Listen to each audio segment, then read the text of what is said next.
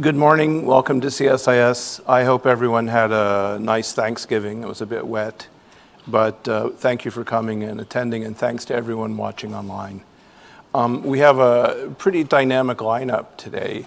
The first will be a fireside chat between Suzanne Spalding, CSIS Senior Advisor and Director of the Defending Democratic Institutions Project, and CISA Director Jen Easterly, who I'm not going to introduce because if you don't know her by now, what are you doing in the room?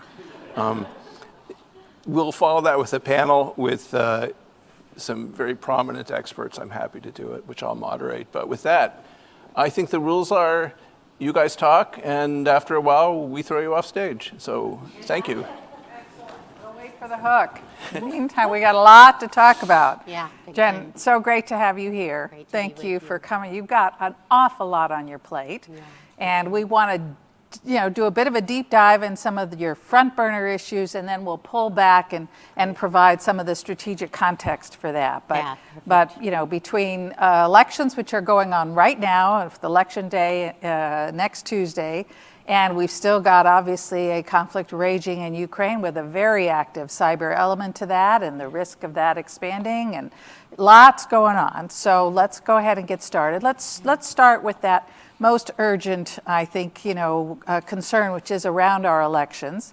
CISA has the broad mission for elections, the function that our elections are meant to serve, right? So not just the cybersecurity of the IT infrastructure, right, but making sure that our election is able to perform the function we look to it to perform, which is provide for the peaceful transition or retention of power in our country, right?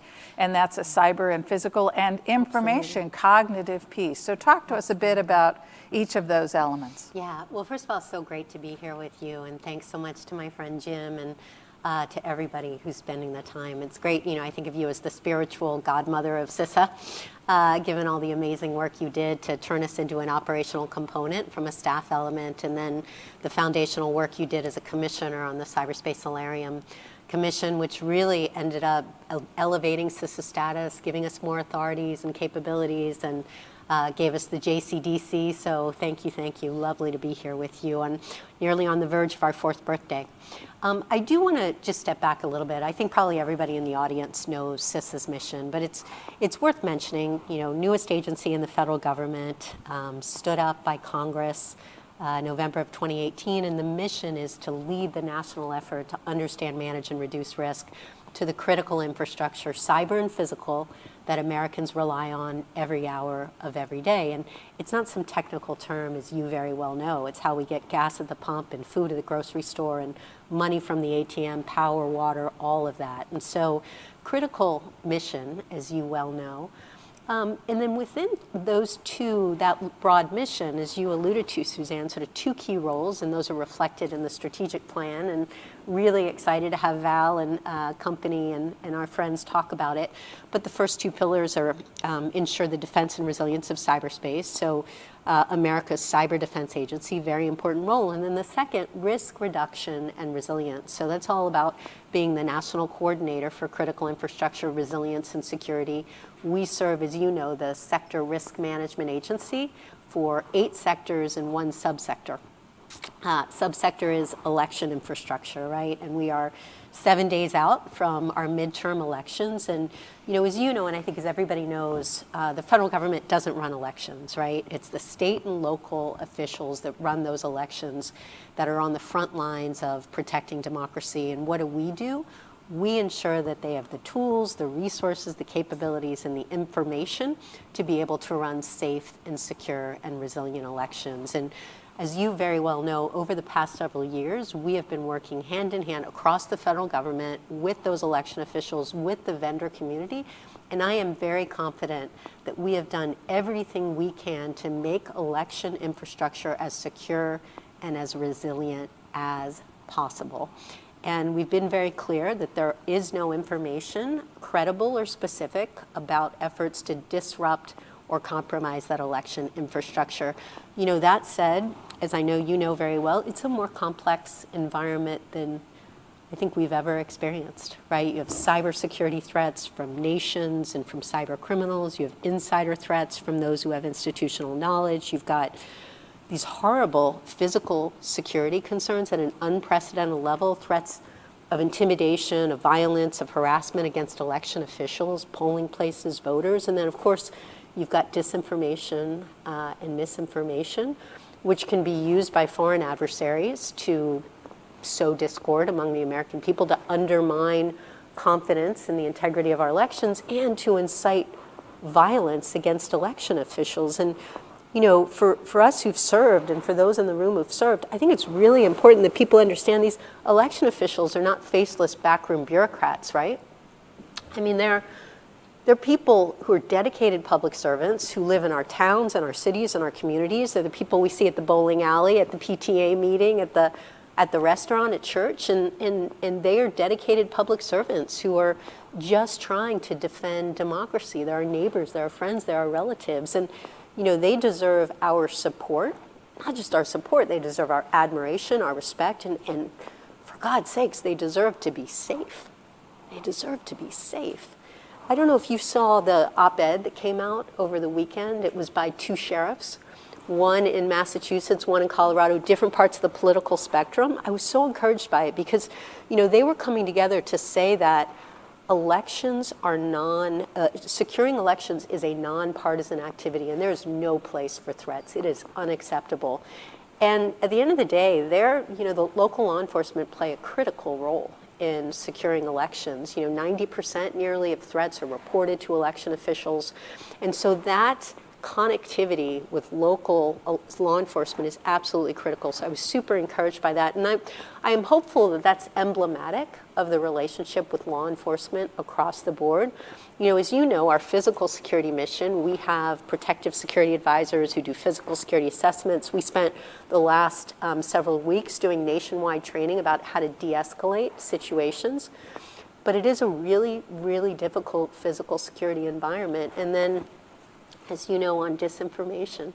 Something was picked up yesterday, and I wanted to just correct the record on it. I think it was something about whether we said that adversarial nations were going to have influence. That was not true at all. In fact, we are concerned about Russia and Iran and China trying to influence our elections. I think there was some reporting out on from Mandiant last week about this. It's a significant concern because you think about these adversaries that are trying to sow discord, that are trying to break us apart about Americans, that are trying to undermine, you know, integrity in our elections. And so we are very concerned about this, as I know you personally are. I want to be really clear about what CISA's role is in this. You know, we are not an intel agency. We're not a law enforcement agency. We don't work with the platforms on what they do around content. That is entirely their decision. It is their terms of service.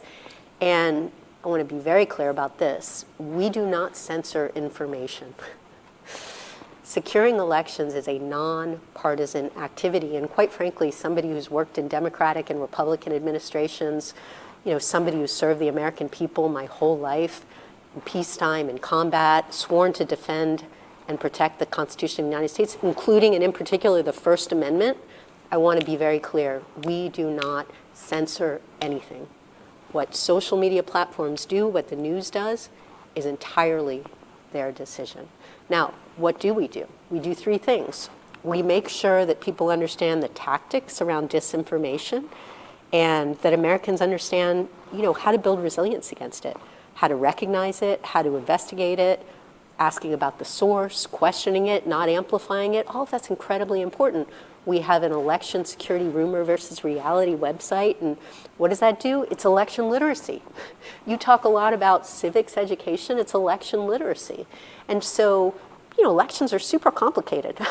It's information that's out there, like what is accurate? And then most importantly, we amplify the voices. We amplify the voices of those trusted voices, state and local election officials, who are the people that people should go to if you have any questions at all about voting, how voting works. Go to your state and local election officials.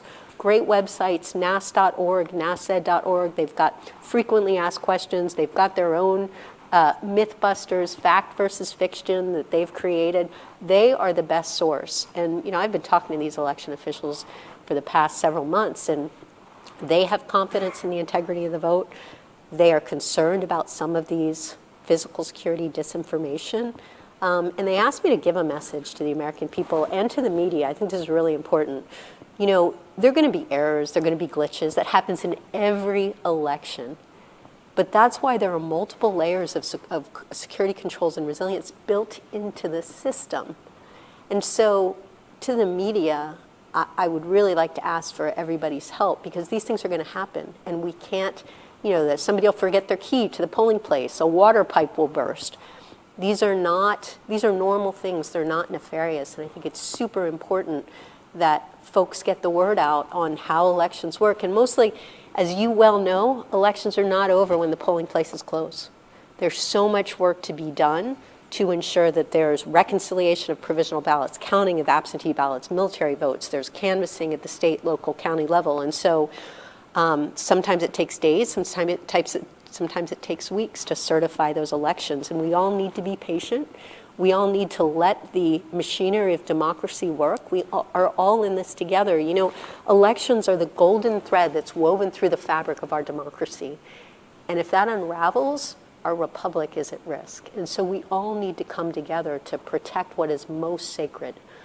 So I just, you know, 7 days out, I'm very passionate about making sure that Americans can vote and have confidence that the vote that they cast is counted. And so, again, I'm grateful for everything that you've done to set us up into this place where we can do that mission hand in hand with election officials. So thanks for letting me get that out, but I just think it's so important. Yeah, it's absolutely vital.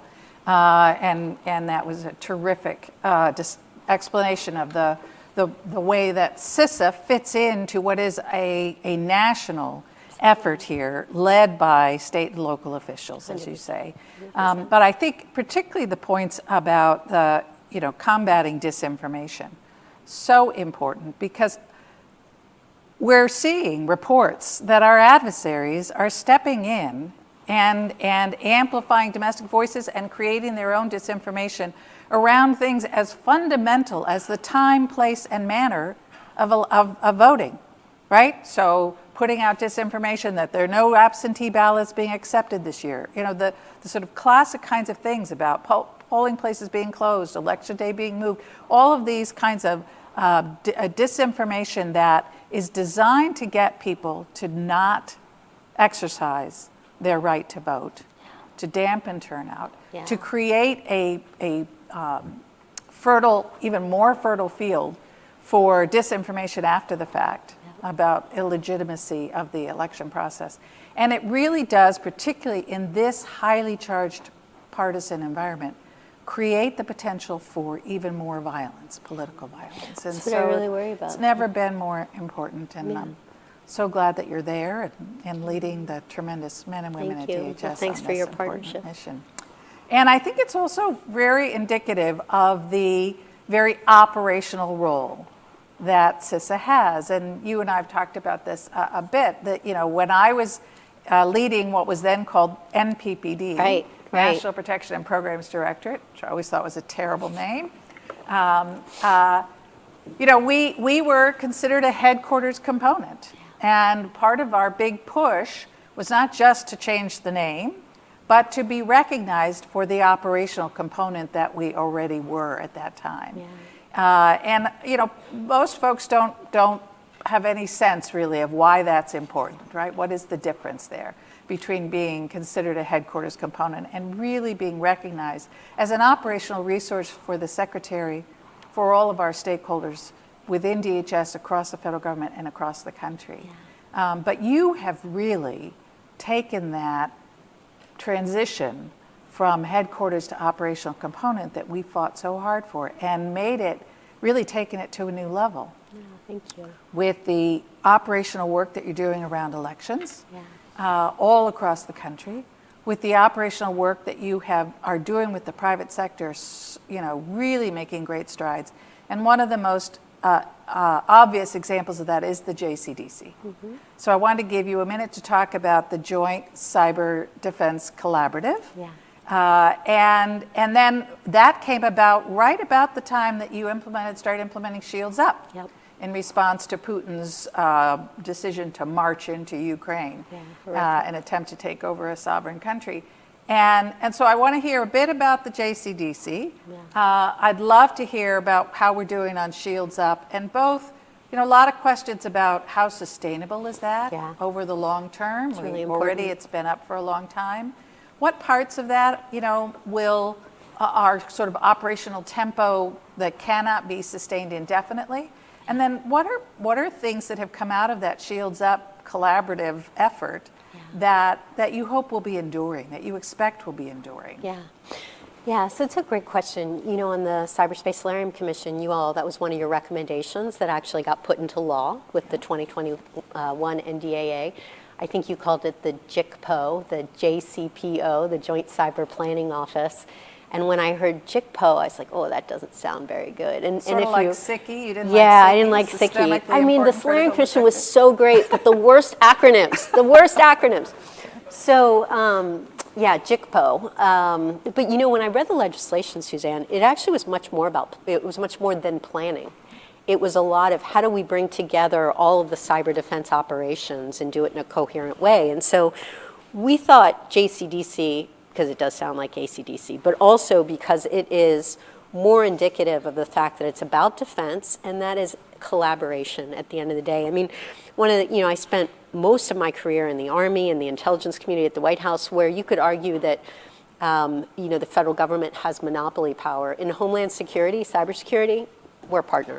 We're a partner. And so, in particular, when you have a mission to protect and defend critical infrastructure and you don't own the vast majority of it, and you're not a regulatory agency, by and large, you need to develop really robust partnerships. So I love the fact that the JCDC early on allowed us to create a platform to bring together our federal partners, so FBI, NSA, Cybercom, Defense, Justice, ODNI, Secret Service, the National Cyber Director, on one platform to work with the private sector. And the first thing that we did, which then paid a lot of dividends with both Log4Shell, if you'll remember the very serious open source vulnerability, and then of course Shields Up, was we developed what we call the Alliance, which are the 20, 25-ish biggest technology companies in the world, the ISPs, the CSPs, the backbone infrastructure, the cybersecurity vendors.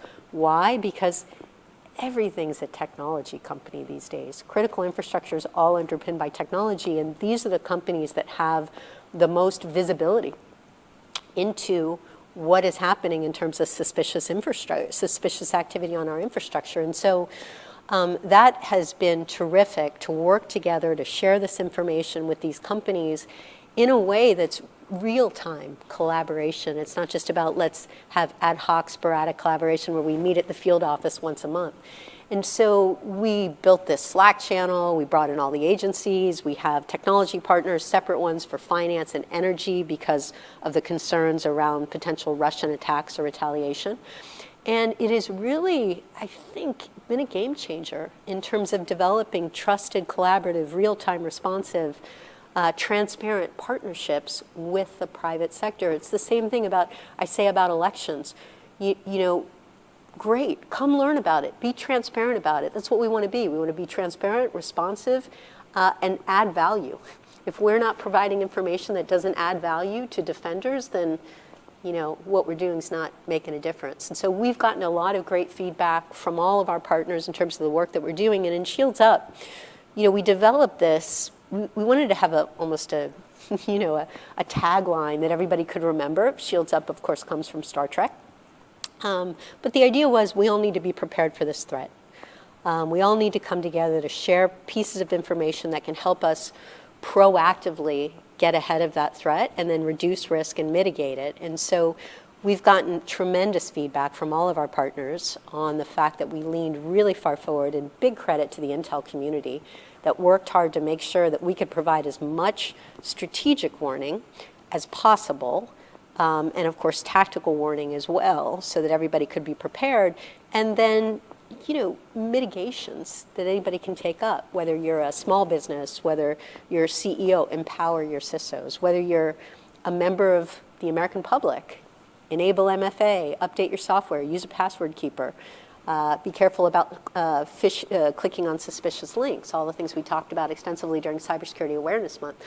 But it has been, I think, a real rallying cry. We've received great feedback from CISOs all around who say it has given us the ability to raise the bar on our cybersecurity, to get a lot done. And to your very good point, I do worry about burnout. I worry about mental health of the workforce. A lot of people working really hard. And frankly, we need a way, as you know, as you're part of the Cybersecurity Advisory Committee, to calibrate that better in terms of regions, in terms of sectors. And that's what we're working on, almost like a national cybersecurity alert system, so that we can be more clear about the levels of urgency.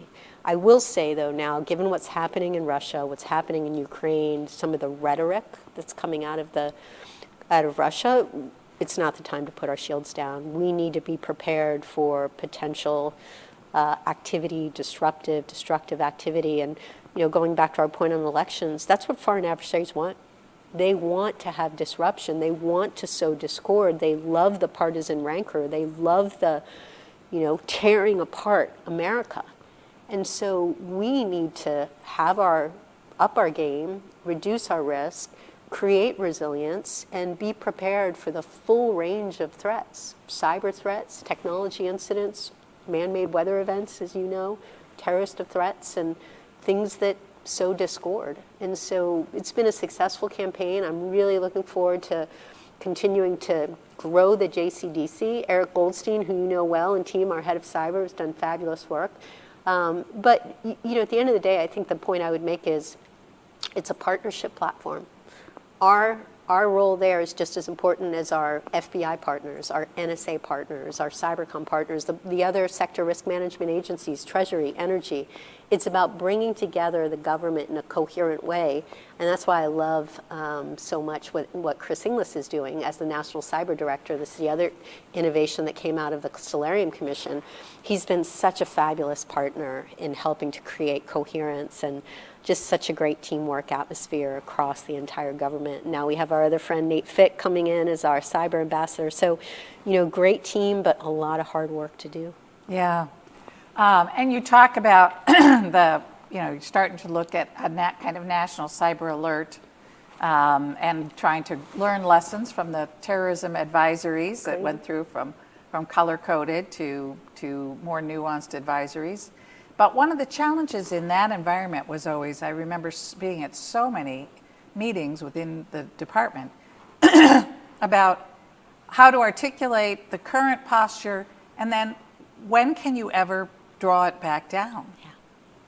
And I think you will find the same thing, obviously, in the cyber context. And you've talked about the fact with shields up, now is definitely not the time to draw it back down.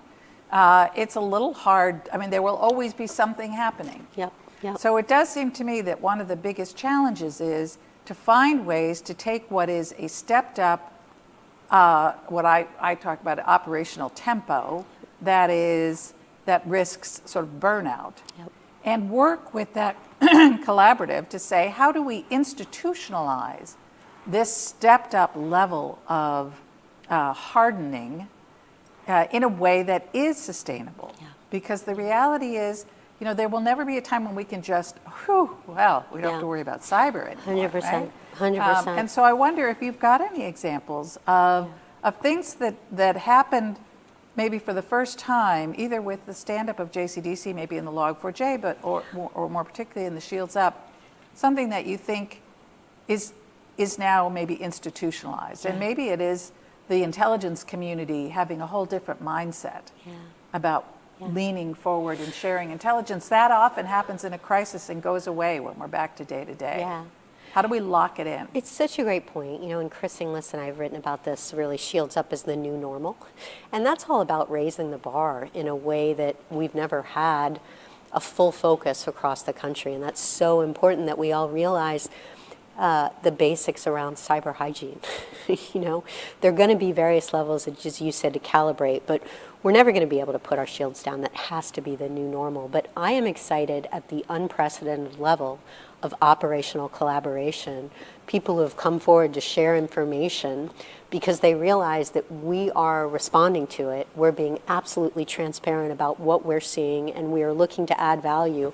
You know, the JCDC is not just private sector. It's our state and local partners, it's our international partners, and of course our federal partners. And we've never had that together on one platform. So I'm incredibly excited about that. You know, you ask about how do we institutionalize that. I think there's two really important things. You know, we're talking all about strategy. The two huge strategy things over the next year that I really want us to move the ball on. One is how do we get these big companies really to institutionalize cybersecurity as a governance matter, not just a tech thing, but actually something that is about good governance. We had a great meeting last week with General Motors, where I was so impressed by how they manage cyber risk. The CEO is actually the chair of the Cybersecurity Risk Governance Committee, and it is all about governance. And so we are thinking about, we know all about CSR, corporate cyber, social responsibility.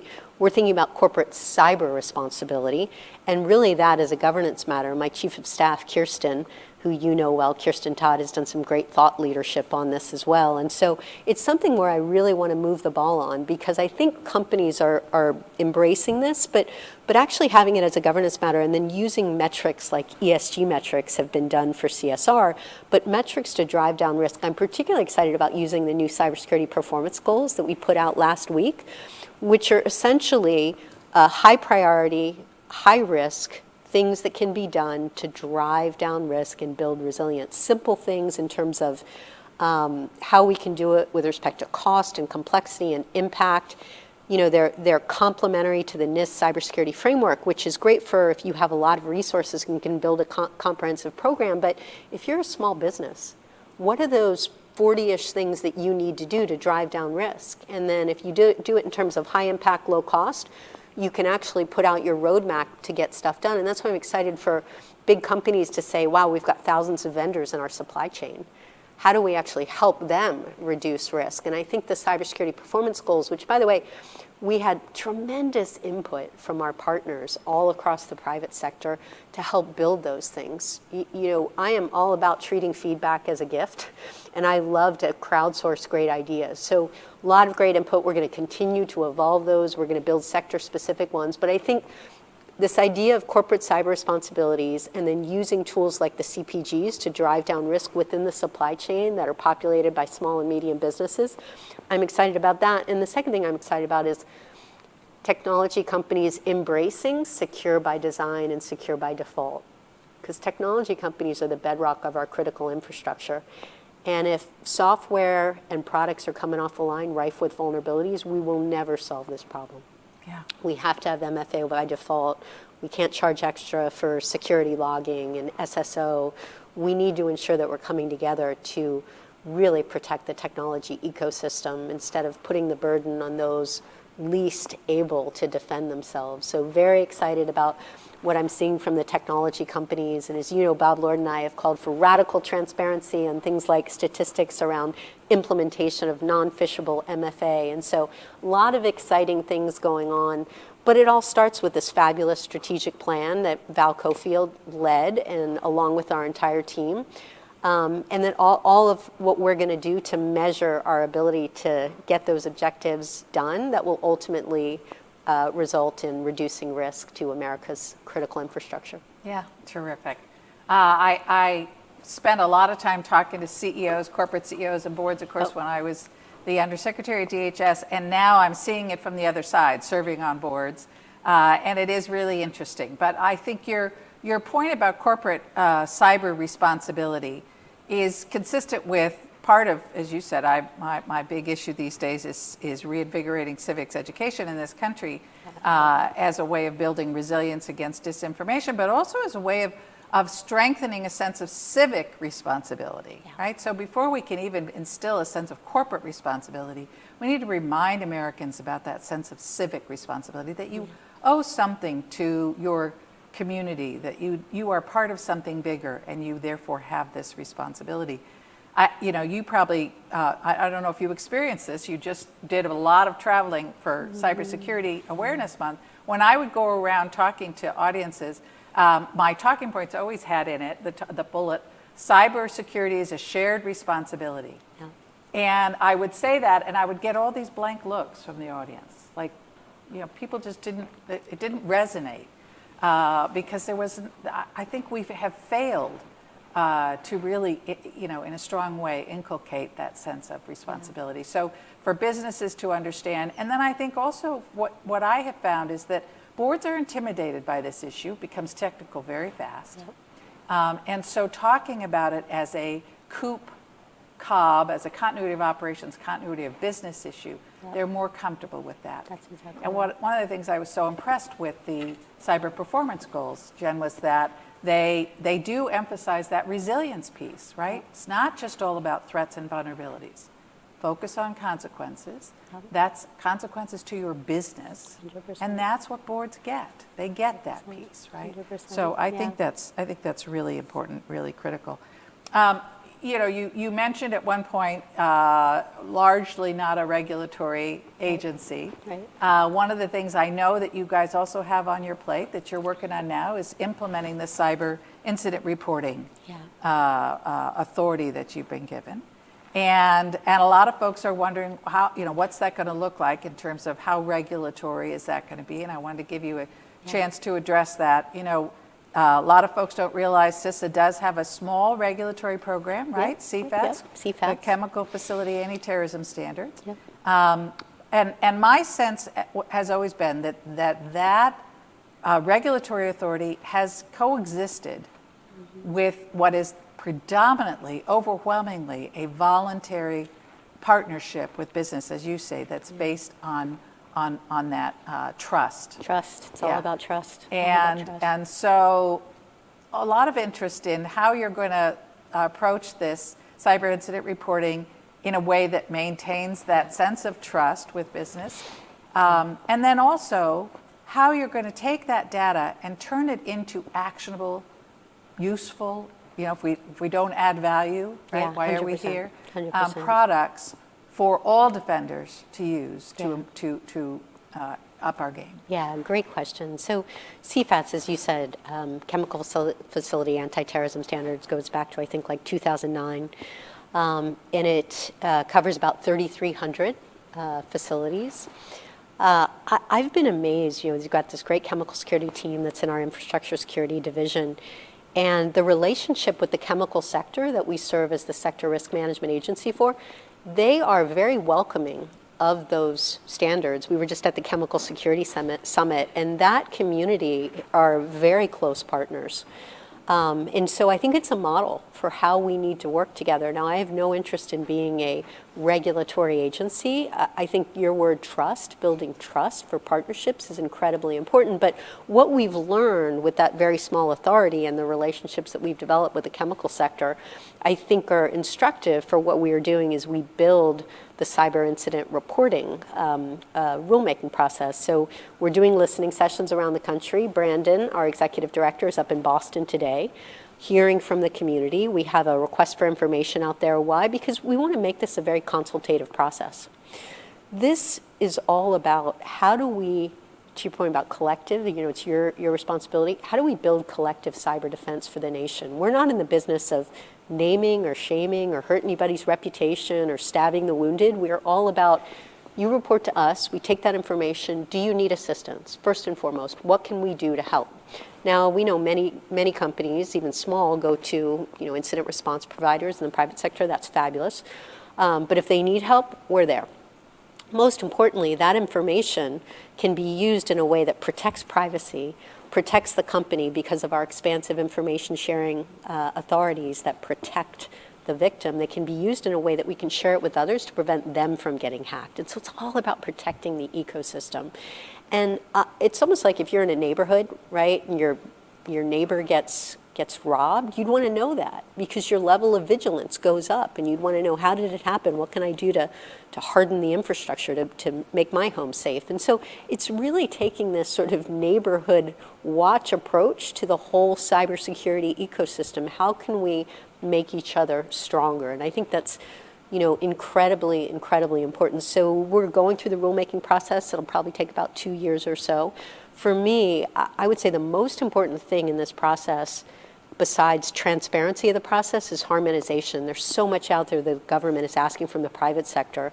We need to ensure that we're not adding one more rock to that rucksack that's causing a burden to the private sector, particularly when they're trying to manage something under duress. So 2 things that were in the legislation that people don't talk a lot about: the Cyber Incident Reporting Council, that is bringing together all of the people who have a dog in that fight to say, we need to make sure that we're harmonizing what we're asking from the private sector. Really important. And secondly, also the Joint Ransomware Task Force was part of that same legislation, and we've stood that up. I know there's a whole counter-ransomware summit going on with our international partners, but we're really excited to play a role. But getting CISA right will be incredibly important. I do want to pick up on one really great thing you said, and people's eyes glaze over and it gets really technical.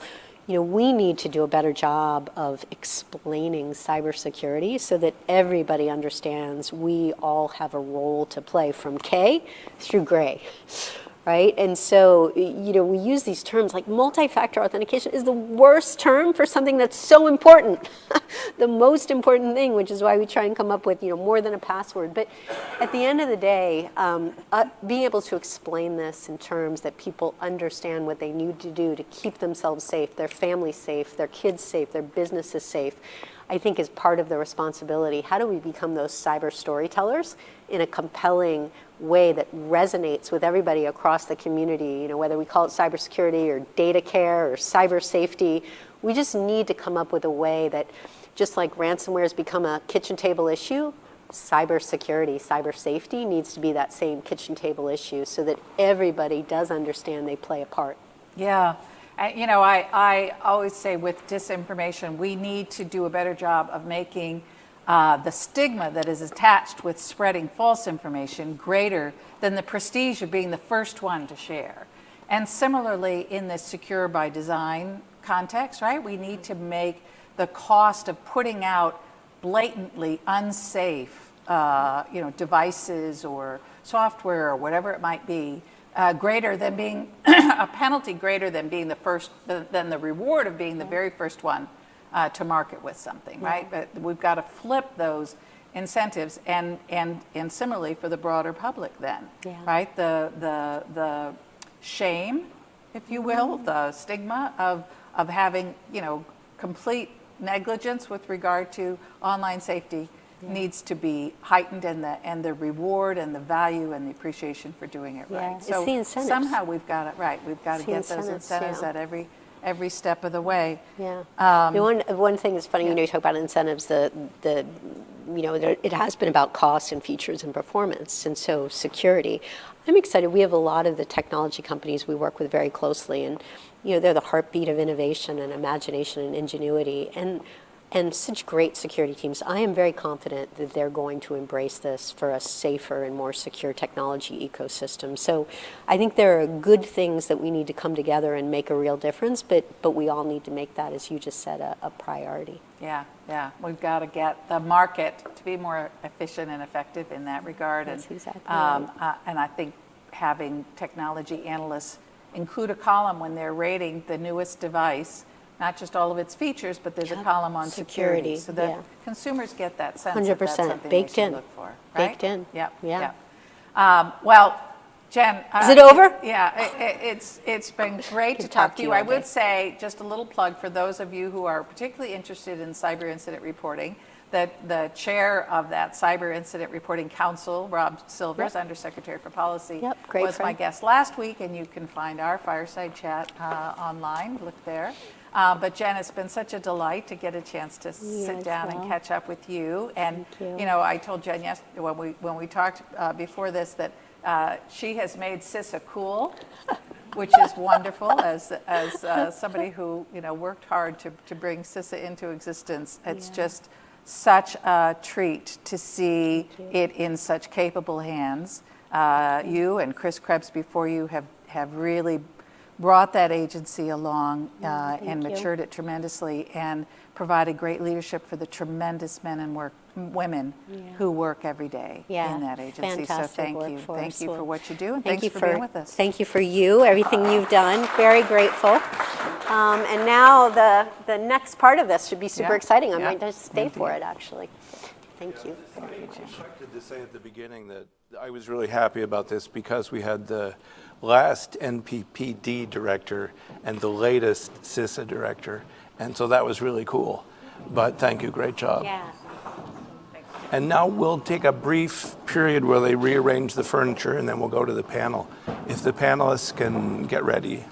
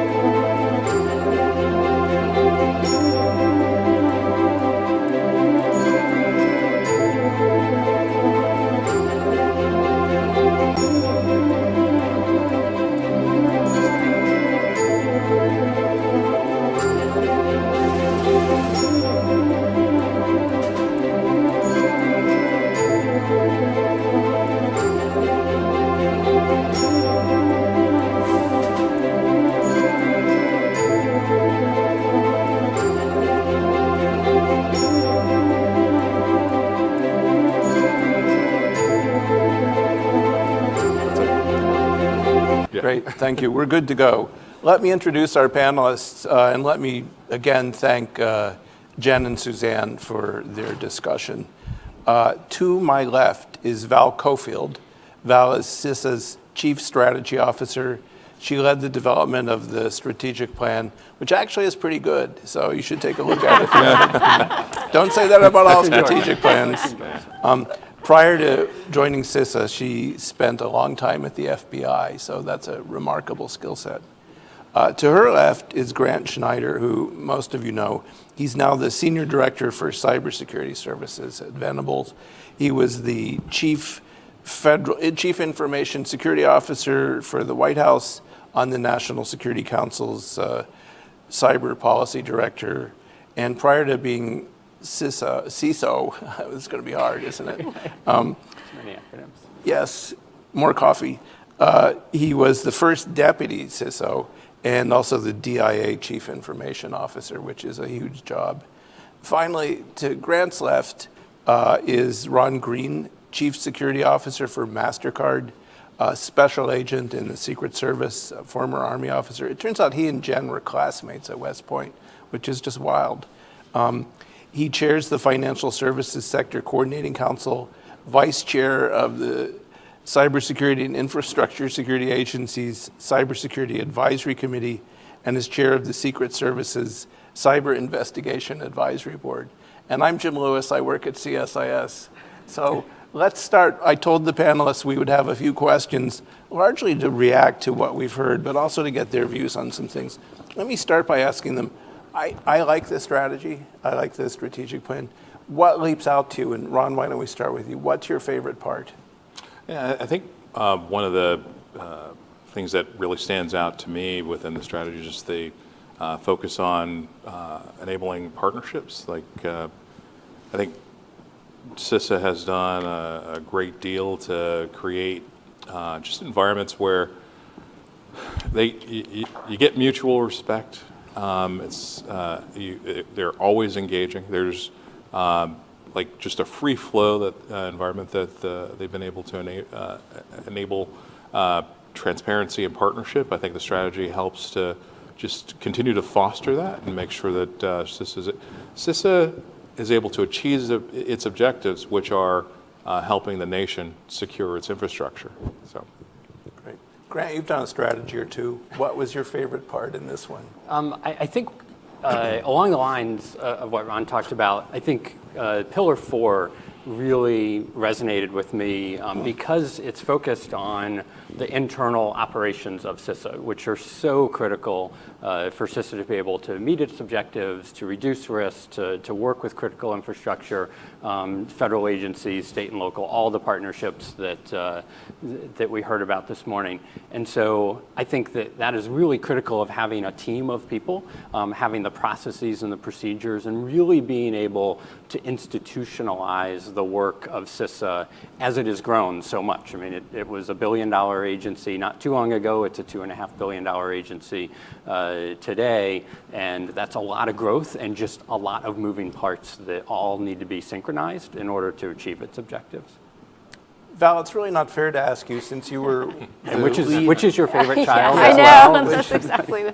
It's like asking a parent which is their favorite child. So we won't do that, but maybe you can make a few comments on. Yeah, I mean, it was such an honor to be able to develop the first strategic plan for CISA. And I think what's important, what was really important to me, and I know was really important to Jen, is that as a growing agency, it's really, and coming from an agency like the FBI where, there's not a lot of influx of new people, CISA is really in this interesting intersection of being on the operational front edge of things and yet growing at a tremendous pace, right? And it's really hard to keep continuity, to really feel a sense of mission when you're new, right? And your leaders are new, and everyone's, just actually most of the leadership team when I joined CISA was less than a year old. So it's really been, it was really important to me with the strategic plan to make it simple, so that everyone in the agency could see themselves in it, and for it to be one that they could memorize. And I really want to quiz everyone in the agency. I know Jen's not going to let me, but that everyone should be able to remember our 4 goals. The first goal is cyber defense.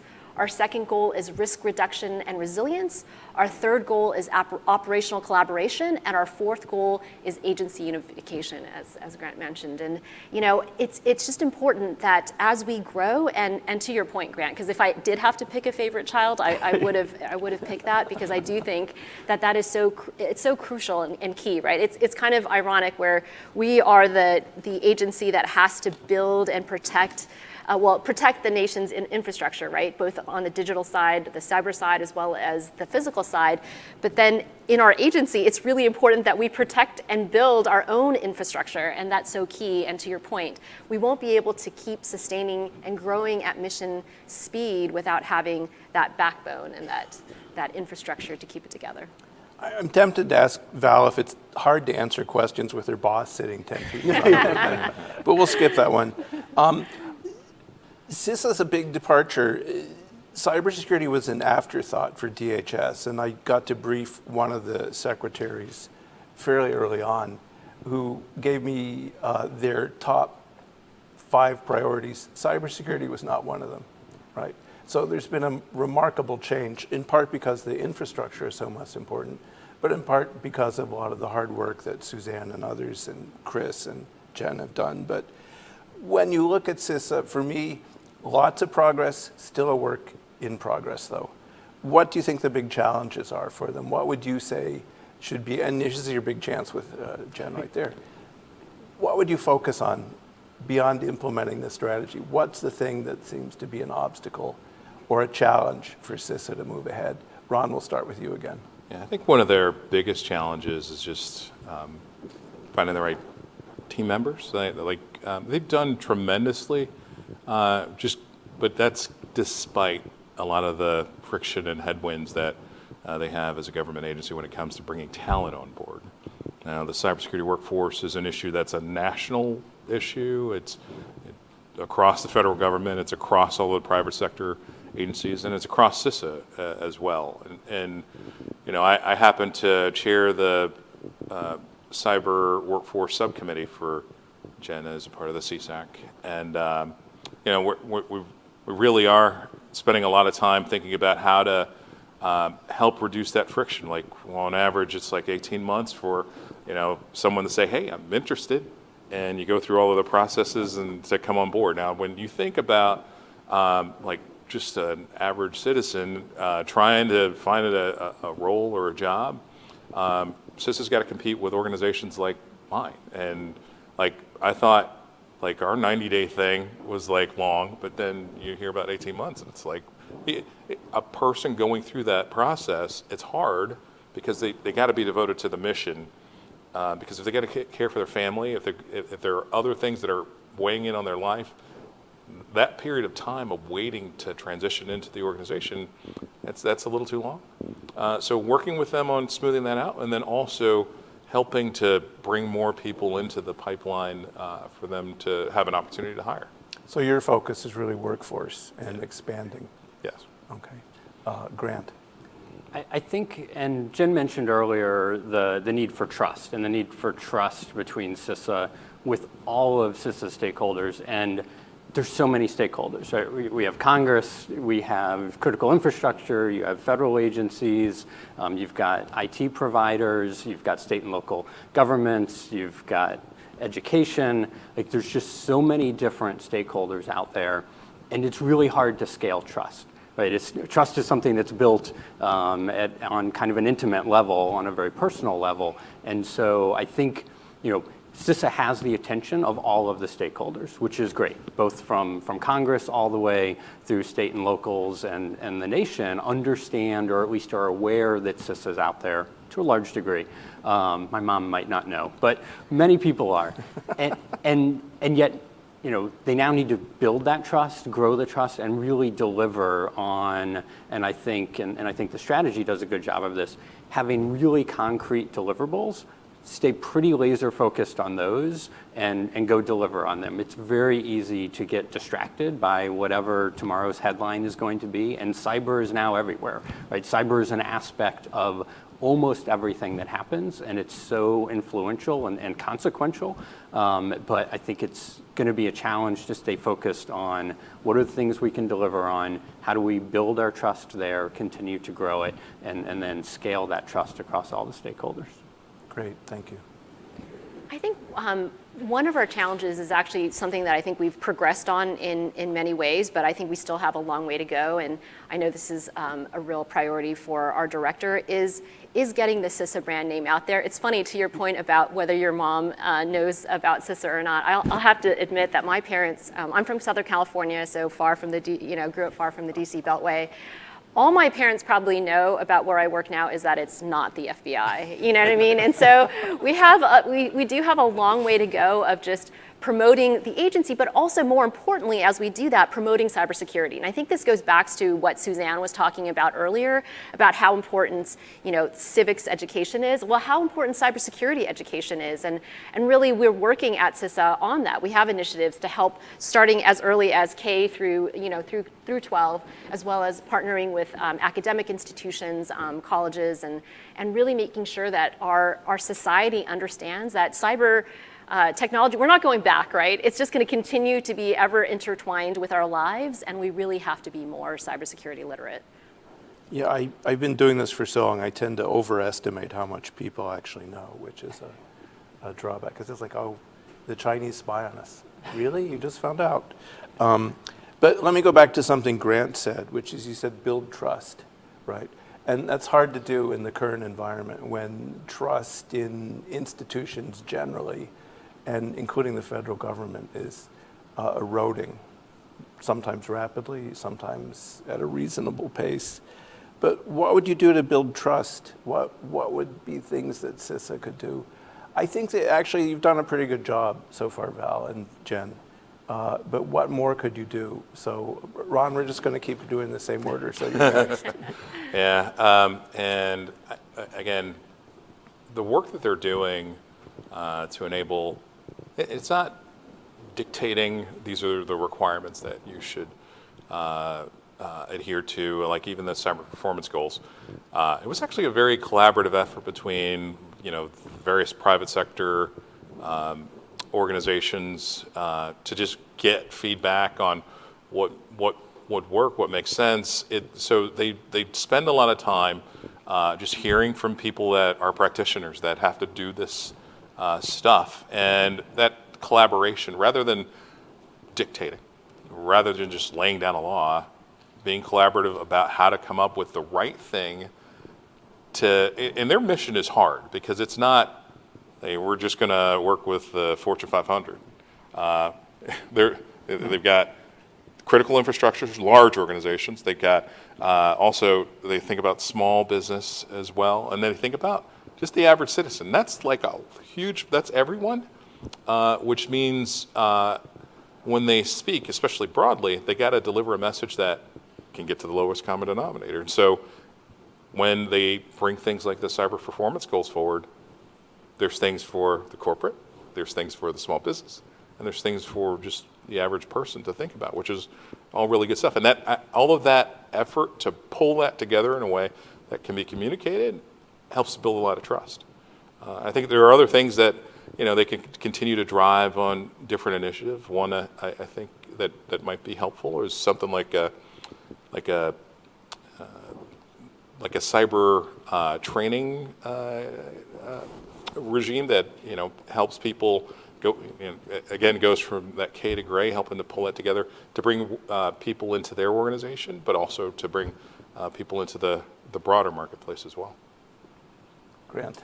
I think transparency and transparency both on objectives and outcomes and the things that are in the strategy, but also process transparency of what should any of the stakeholders expect when they engage with CISA? What is that going to look like? What's it going to feel like? What are turnaround times? All those things that when people think there's an issue is when they start to get that divisive and they start to get distrustful. And so, it's going to be a challenge of kind of bending over backwards to be very transparent on what is taking place, where the agency is focused, where are its resources going, all of the things that, someone is going to come ask about. And that is going to just, help build those partnerships. The other thing is that I think trust is built out of a whole bunch of different engagements, right? Every time you engage with someone, you build or I guess you can dissolve some trust, but having more engagements with the stakeholders so that you can continue to let them know where you're headed, what your objectives are, what their role is, and what you're going to do for them. Great, thank you. Val. I think, I agree with all the points made here, and one thing that I'll go back to that I think is important as a new agency and as we are trying to build this trust is really producing results, right? We are on the receiving end of so many new authorities, so many resources, and we are actively, it's something that keeps me up at night of really implementing the strategic plan. So it's not just this book that's going to lay on as a table weight somewhere, but that it's actually something that we live and breathe in our agency, and that we will see results from it, and that we need to be very transparent about those results. And sometimes those results won't be great, right? Like sometimes we'll have to tweak things and readjust, but it's really important that we are in the business of really showing the American people, showing Congress, showing our stakeholders that we are here and we're here to provide a service and we're here to deliver results. I was smiling while Ron was talking because I was thinking my kids and all their friends don't seem to have any trouble jailbreaking their devices or hacking Grand Theft Auto. So there's an untapped talent pool out there we got to figure out how to get into. But let's come back to the question of trust, because one of the issues that I think will appear in the national cybersecurity strategy that Chris Inglis is putting out is the move away from a purely voluntary approach, a move to some mandatory requirements. And some of us think that's long overdue. Others, of course, are not entirely pleased with it. But where does CISA fit into this? I mean, CISA originally, some of us thought maybe CISA should be the Uber regulator. That only lasted about 12 minutes. Then we thought, well, you should be the conductor for the orchestra of sector-specific agencies, and that has a little more staying power. But what's the relationship here to trust and to CISA's role as we move towards, and by the way, we're the last country in the world, the last developed country in the world to impose mandatory requirements. As we move towards that, what's CISA's role? So I see them as more of that coordinator, and the reason I don't see like being a regulator an opportunity for them, that would be a detractor.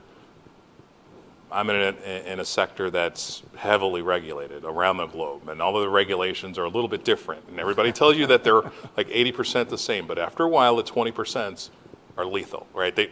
It's just a burden. And so adding more regulatory isn't necessarily helpful. What would be helpful is very thorough, super thorough regulations, but that are harmonized, right? I can't tell you just how much effort it is for teams just to take the different regulatory requirements and analyze them and check a box against a set of controls that they have to manage against. And that actually doesn't deliver security. So the way that they're operating as a partner, providing guidance, but also receiving feedback and adjusting, and then working with regulators, providing some guidance to regulators and not being a regulator themselves, so that they're still open to be that collaborative partner. Because the relationship with an organization and regulators is different. It's the regulated and the regulator. The way they are now, they're a partner. Yeah, so I completely agree on the harmonization, and I think it's going to be a balance, and I think it's going to be a difficult balance because, to Ron's point, it's kind of hard to be a partner and a regulator, and I think CISA definitely wants to, and I think it's in the nation's best interest for CISA to be in the partner mode. That said, there are more regulations coming out in this space. The need for harmonization of them is really important. And I'm concerned that if we get too much regulation in this space, that cybersecurity could potentially become a divisive thing in our nation, right? Because regulations kind of are to some degree, and cybersecurity has enjoyed being, nonpartisan, bipartisan, an area where, leaders can come together and work on the overall good for the nation. And so I think that balancing what we do in the regulatory space is going to be really important to not, slide into where cyber somehow, or the regulations around cyber, can be used, against each other, and therefore against cyber, which would really be detrimental for the cause that we're trying to get to. So I think the harmonization is going to be really important. I think that's going to be a challenge because CISA has the council, and but no real authority came with the council other than we think you should go work to harmonize things. So that's going to be a bit of a challenge. Yeah, I think harmonization definitely is one of the key things that we need to work on. But collaboration, and I feel like collaboration, though, in the sense of CISA being able to be a great translator for the regulators on what the private sector's issues are, I think that's a very unique role that CISA can play, because we do have that cybersecurity expertise, and many of the regulators do not. And we've been seeing that too. They lean on us for input and advice, and so I do think it is going to be a hard tightrope to walk in certain senses, but I do think that it's important, and we it's one of our third goals is operational collaboration, and so we really do want to work together with industry, to strengthen cybersecurity, as well as with our regulators to rationalize and harmonize whatever regulation might be coming down the pike. I'd note that harmonization is really hard, and we tried here a few years ago with the Monetary Authority of Singapore and the Bank of England to come up with harmonized standards just for the financial sector. And it turns out everyone's position is always, you should harmonize to mine, right? Which doesn't scale. On that note, though, one of the big changes this year, again, a place where the US, I've said this before, we tend to come up with really good ideas and then we tend to be the last to implement them. So finally, incident reporting, right? And Val, you probably knew when you were in the FBI that the way most people knew they'd been hacked was that an FBI agent came to and knocked on their door and said, oh, by the way, what's going to change with incident reporting? And this links back, I think, to some of it will create pressure for some mandatory actions, but what's going to change with incident reporting? What do you think about thresholds? So we've got a lot to talk about here. I think incident reporting is another thing that could really take advantage of harmonization. I think it's great that we now have a vehicle for CISA to receive information when organizations are compromised, and it's handled in such a way that the organization has a degree of confidentiality in what it shares with CISA in order to get the right attention and the right help to the organization. It's an awesome start. I do think there's, again, that opportunity to, whisper in the regulator's ear to try and get some alignment, and not just with federal or local. International would be awesome, because as an organization that has an international footprint, we have teams of people that if something happens, you have to analyze it under the different sets of rules of how to respond to this particular thing, which is, again, that's a lot of toil. It's like a lot of extra work that's not really helping anyone. So it's good that they have it. The more harmonization they can drive, and then getting more clarity on definitions of what is an incident, and it's just giving them an opportunity to help provide clarity as they continue to drive and implement that. I think will be awesome things that can then just reinforce that trusted partner that they are, and help those within the private sector, those with the critical infrastructure, do the right things to help the nation. I'm tempted to ask Ron which is the most annoying jurisdiction to work in, but I won't put him on the spot. I will put him on the spot in that, what do you notify to your board when there's an incident? What's your threshold internally? How does that work? And you don't tell everything because there's so many. Yeah. What do you notify? Certainly, well, we tell them quite a bit, a lot of things that wouldn't raise the level of notification to CISA as a requirement, but a lot of times we share with other financial institutions and other enforcement agencies the things that we're seeing, and I would say that's actually below the threshold that we report to the board. I think, well, for things that we report to the board, certainly material things, like those are given. But anything that's new or interesting or just abnormal, that's because there's millions upon millions of attacks or attempted attacks that we see. But things that are interesting or unique, we'll discuss it with them. One, it helps to educate them. Our board members are they're board members for us, but they're board members in other places, and it helps them to think about it when they go to the other boards to think about it, to just share what they now know, and then it lets them know that, look, we're on game. We're looking for these things, and we want to make sure that that we are on game. Maybe we can come back to that, but let's ask Grant about incident reporting first. Sure. Yeah, so in my current role, I get to work with industry groups, technology companies, as well as companies that have been victims of cyber attacks. And I'm working with a number of different organizations on the CISA, RFI and responses.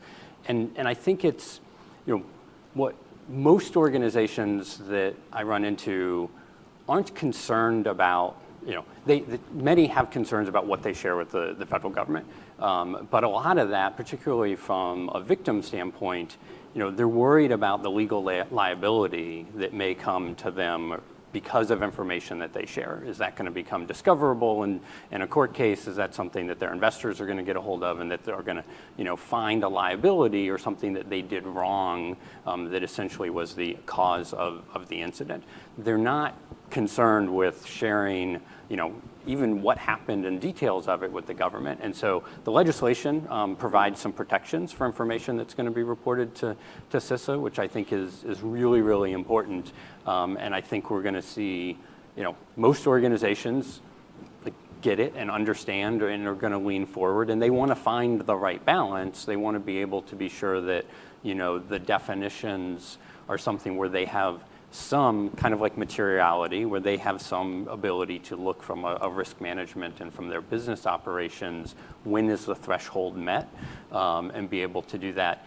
I think the other really interesting thing for me out of CISA is going to be, and Jen and Suzanne talked about this, what comes out of the reporting that goes to CISA, right? What comes back to, maybe the company that reported it, but certainly the ecosystem writ large, and that how is that information going to be helping, the greater good? How is that going to help the nation?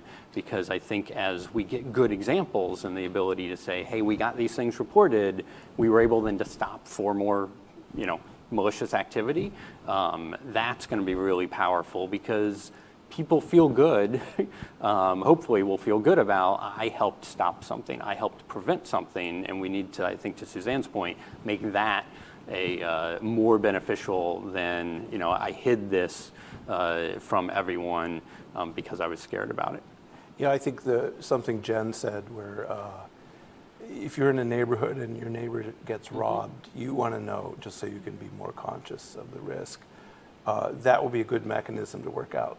But if I left my doors unlocked, I might be embarrassed to tell my neighbors that I didn't lock my door, or I left a window open, right? I mean, there's another side of that is understandable, and so we have to find a way that you can provide that and not have it be shameful or liable. You're not embarrassed that your password is password 12345? And a dollar sign. They'll never figure that out. Exactly. Val? We really think at CISA that CISA is going to be a game changer. And it's funny because we live in an age where we have all of this data, but when it comes to cyber incidents, it's really an incomplete picture. And when you look at what's the recent spat of, well, it's still ongoing, right, of ransomware, and how we have rallied, I feel like over the 10 years that I've been doing this type of work, as an interagency community, really taken this threat very seriously and tried to think about creative ways to mitigate against the threat. But really for us to know if any of our mitigations have had any great impact, it's hard to really tell, because we don't have a complete picture, right? We need that data, and so I know that I'm excited. I know our agency's really excited for the rulemaking process You said that out loud. I know. When we'll see it. We'll excise that from the transcript. But when we actually finally see the results, right, the fruits of the CISA legislation, which will be a few years from now. But we do think that that'll be so important. And to add to Grant's point, I think what is going to be really interesting is the analysis, the reporting that we can hopefully provide, and to help companies, citizens protect themselves better. I think that's going to be just really a game changer. So we're excited. I have a ton of questions, and we're just not going to get to them. We have time for one more. And I don't know which one to pick, so I might try and blend them both. Right? One of the things that's been interesting to me this week is the ruling in the court case about what qualifies as an act of war for insurance purposes. And this touches back on the issue of materiality. One of the things that we learned from the unhappy experience of an SEC requirement to notify is that it had to be material. And it turned out that for many companies back then, most cyber attacks weren't material. Because if you're Sony Pictures and you lose a few $1 million, it's just not a big deal, right? And that was a shock to me.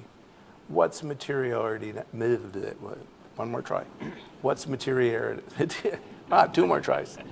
What should we be looking at now? Because we need to get a clearer picture in our heads. We're talking about changing the market, changing public views. What would you tell people? Here's what you need to worry about. And it can't be the millions of attacks that we see daily. Yeah, materiality is, there's no set definition of what that is, right? We have a group within the organization that thinks about what material, we express this as the incident, and then they think about materiality and how that relates to, our standing within the marketplace.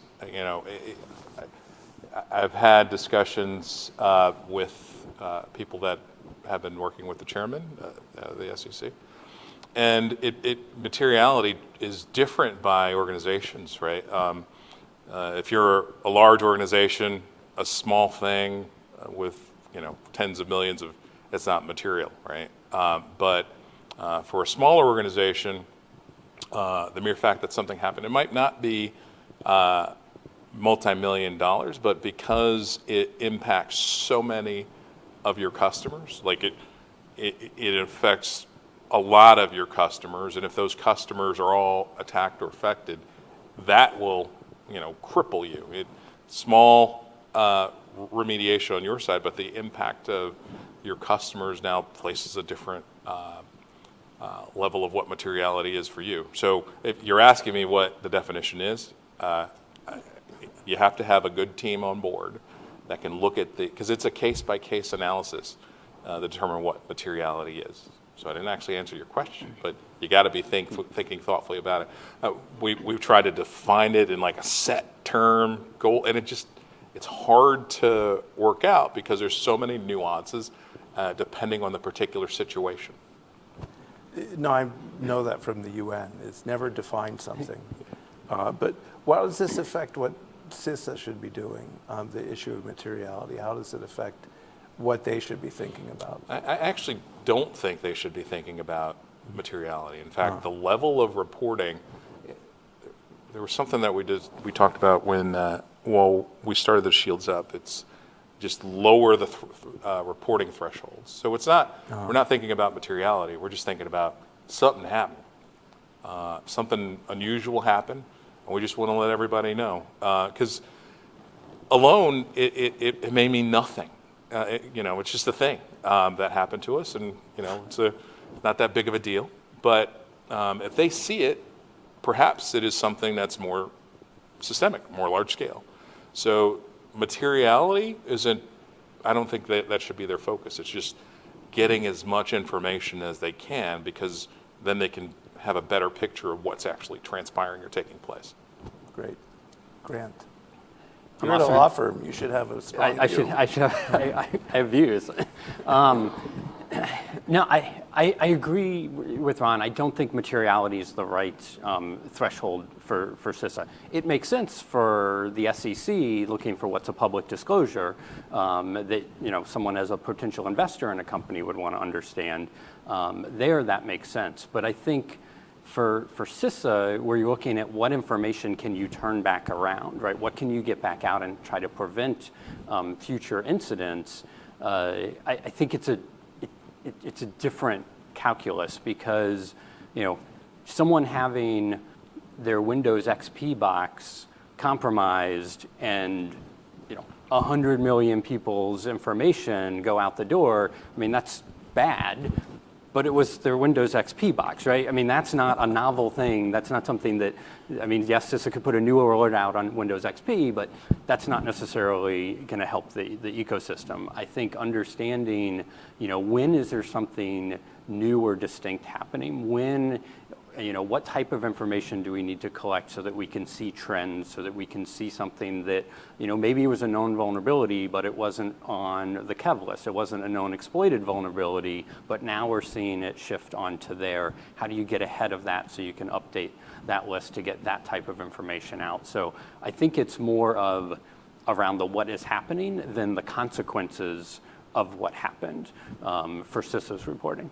And Val, your background, and particularly at the FBI, probably gives you some unique perspectives on this. So When you hear this, what do you think of thresholds? What would be a good threshold for reporting, for action?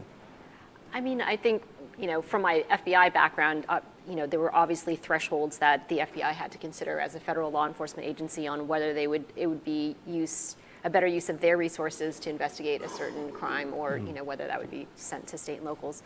But I think when I look at my role here at CISA and what we're at the mission of CISA, I tend to agree with what Grant and Ron are saying, where what CISA is really trying to do is we want to be preventative in as much as we can be preventative in this world. And so I feel like in that sense we do need to see everything, right, or as much as we can, because we don't know when that piece that we see today will be connected to something that we see tomorrow, and then is that going to be a growing trend? And I think that's where it was so important for us, like you mentioned during Shields Up, for us to make sure that we lowered the thresholds of when we would share information with each other, whether that was within the federal government or with the private sector. And we wanted to be able to make sure that we could have as complete a picture as possible. Again, even though we know that we have an incomplete picture that we're working with. And so I agree that it's more that we need to have this ability to be able to ingest information at mission speed and analyze it and get it back out as soon as we can to our partners. Great. We're actually at the end of our time, and the topic today was CISA's strategic plan. I think we covered it, but any final remarks that you want to make about it? As I said, I like it, which I don't like all strategies, so this is good. What do you think? Is the way ahead? What's the way ahead? Just on the strategy itself, I think it's awesome that they have one, right? So often you can go and just drive and not really have a plan of how you're going to get from point A to point B, but now there's a plan for point A to point B, and things change, people change, and the mission can continue because they have that plan, and I think they have one. Just keep pushing on it and execute. I want to go back to the workforce that Ron talked about earlier, and I think having a plan is great. Getting the people, getting them on board in a timely fashion, so that by the time the government's giving them a job offer, they haven't had two different jobs, which I've certainly seen in my career.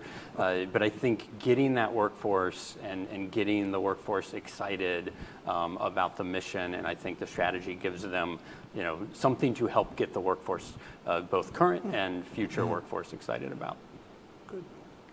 Yeah, I mean, I would make a plug for everyone to read the strategy. The strategic plan is really an easy document to read. I mean, that's been some of the feedback that we've gotten from numerous people, is that you don't have to be a techie to be able to read our strategic plan and understand what we're trying to do and where we're trying to go over the next 3 years. So I encourage everyone, go to CISA.gov and read our strategic plan.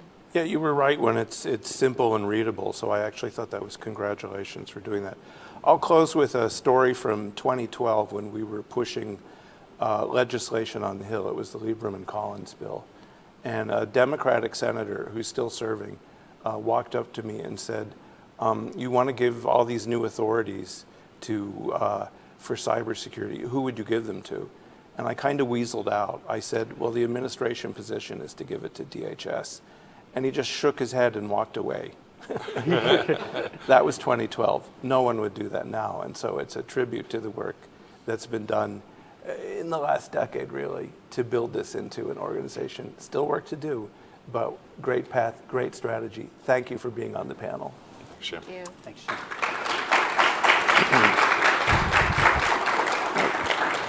Now we're going to